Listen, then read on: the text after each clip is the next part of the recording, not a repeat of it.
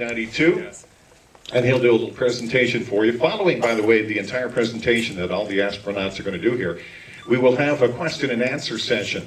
So if you can think of a good question to ask our panel up here, think of a good question to ask our astronauts, we'll be able to walk through the crowd here and ask, you can get a chance to ask your questions. Following all that, if you'd like, we will exit the building here and actually exit the theater here. And around the corner to the right is an open area on the west side of the IMAX theater here. And if you'd like to get a photo, you can do that at that time. Once again, let's get back to our presentation here of who's here. Ladies and gentlemen, I'd like to introduce you to one of our veteran NASA astronauts. This is Bruce Melnick. Thanks very much, Mark. Well, thanks, guys.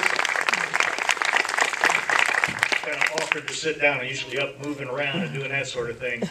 Well, thank you for being here today. This is a bittersweet day that we're getting ready to send Endeavour off to her final resting place out there. But I was one of the very luckiest people on this planet, and you're, of course, looking at 5 of the luckiest people on the planet here that we got to fly in space. If you think about it, since Yuri Gagarin and Alan Shepard first went up in 1961, there's still been only a little over 500 of us that have been in space. I got to do it twice, and these guys got to do it a bunch of times. But anyway, it's great to be here. I feel like this is kind of a funny before and after picture. Usually you see before is kind of ugly and after is pretty, but here is old and fat, and here's young and skinny. But it's great to be in before and after. As a matter of fact, the only part of my flight suit that I have left that still fits is my hat. We're good to go. Okay, I was very fortunate to be on the 7-person crew. Our mission on the very first flight of Endeavour was, at the time, one of the most spectacular missions ever built. We were supposed to go up, next slide, and capture this satellite that was called the Intelsat 6 that had launched on an unmanned booster and failed to reach the proper orbit. And our job was to go up with Endeavour, take a rocket motor up with us, and then with a spacewalk, go out, grab the satellite, attach it to this rocket motor, and send it up to its proper orbit. Next slide. The way that was going to work was I was going to be operating the arm. Commander Dan Brandenstein and pilot Kevin Chilton were going to fly Endeavour close enough to where if the air threw it on the end of the arm, he would take this device that's up in the corner called the capture bar and put it against the bottom of this 9,000-pound satellite that was rotating and fire some triggers, and it would grab the satellite. He would slow the rotation of that 9,000-pound satellite down with a steering wheel type device, and then he would hand it off to Rick Heave down in the payload bay. I would subsequently come around with the arm and grab the end of that capture fixture and put the satellite down on top of a rocket motor, bolt it together, and send it off where it belonged. Well, that's not what happened. The very first time Pierre touched the bottom of the satellite with that capture bar, it tumbled off out of control into space. We looked at each other. My first flight was a very simple flight, textbook. Everything went perfect. This flight, we touched the capture bar to the satellite, and we all looked at each other and said, man, is that 5 years of training down the drain? We had no procedures for that. Luckily, we could restabilize the satellite. We tried no less than 5 more times that day to capture it, and every time we touched it, it tumbled off out of control. Tried the next day, same effect. That night, the ground told us, you guys go get a good night's sleep. We're going to take tomorrow off. On the 4th day, we'll try again. We couldn't sleep. A few of us woke up, or a few of us that couldn't sleep went up to the flight deck and said, there's got to be a better way. And because we were going to do 2 different sets of spacewalks, we actually had the makings of 3 complete spacesuits, EVA suits. So I came up with the idea. I said, you know what, why don't we send 3 spacewalkers out so that we could just manually grab this thing?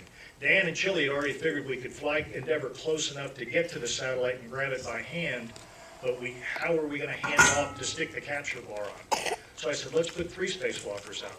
We talked ourselves into it. We figured out a way to do it.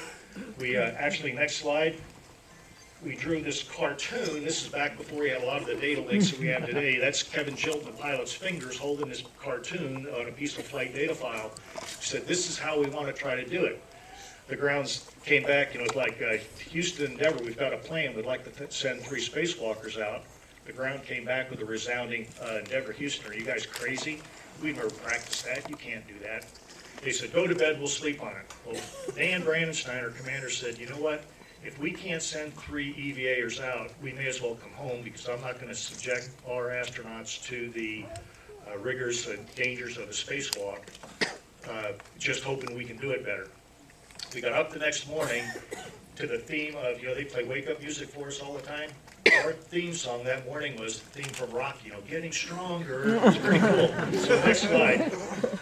So what happened overnight was they pulled in 3 other astronauts, Story Musgrave, Jim Voss, and Rich Clifford, and they practiced in the swimming pool we have out in Johnson Space Center called the WETF, the Weightless Environment Training Facility. And they demonstrated that what we were talking about on Endeavour could actually happen. We could send 3 spacewalkers out. So the next day, next slide, that's what we did. Tom Akers joined Rick Heeb and Pierre Thuet out on the spacewalk. We grabbed this, Dan and Chili did a great job flying Endeavour up close to it, grabbed the satellite, bolted it together, and that's a kind of a famous picture on the front of Ab Week, and the only time ever in the history of human spaceflight that there have been 3 people spacewalking at the same time. Next slide. And there it is. We bolted the rocket motor to it, kicked it out of the payload bay, and it went off, and a few weeks later it was transmitting communications back and forth across the Atlantic. Very, very successful, exciting flight. Next slide. The other thing is Endeavour was the space shuttle, if you'll remember, that was built to replace the Challenger. And after Challenger, there was a lot of other failures that needed to be fixed. And some of those were nose wheel steering, brakes, and so on and so forth, so that we were not allowed to land at the Kennedy Space Center until those modifications were incorporated. So this is the first test flight of the drag chute and brake, new brakes, and nose wheel steering. And we demonstrated that at Edwards, and from that time on, we were able to come back and make Kennedy Space Center our primary landing site. Next slide. And I think that's it, and there's our Zubaz hats. It was a great crew, great flight, and wish I was still doing it, and off to you guys. Hope we